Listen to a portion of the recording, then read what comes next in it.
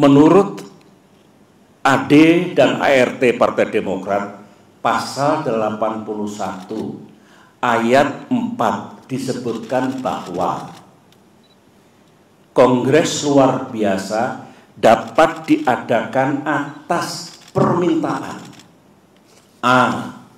Majelis Tinggi Partai, atau B. sekurang-kurangnya 2/3 dari jumlah Dewan Pimpinan Daerah dan 1/2 dari jumlah Dewan Pimpinan Cabang serta disetujui oleh Ketua Majelis Tinggi Partai. Mari kita uji sekarang, apakah KLB Deli Serdang ini sah secara hukum. Ingat, negara Indonesia adalah negara hukum.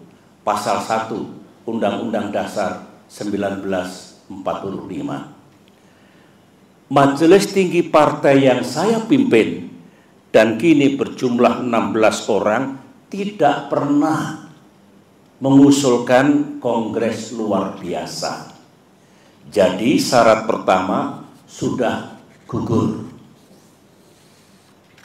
Dewan Pimpinan Daerah yang mengusulkan KLB minimal 2/3 dari 34 Dewan Pimpinan Daerah.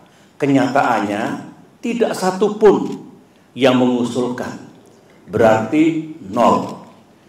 Jadi tidak memenuhi syarat yang kedua. Dewan Pimpinan Cabang yang mengusulkan KLB minimal 1/2 dari 514 DPC. Kenyataannya hanya 34 DPC yang mengusulkan, berarti hanya 7% dari seharusnya minimal 50%. Jadi tidak memenuhi syarat yang ketiga.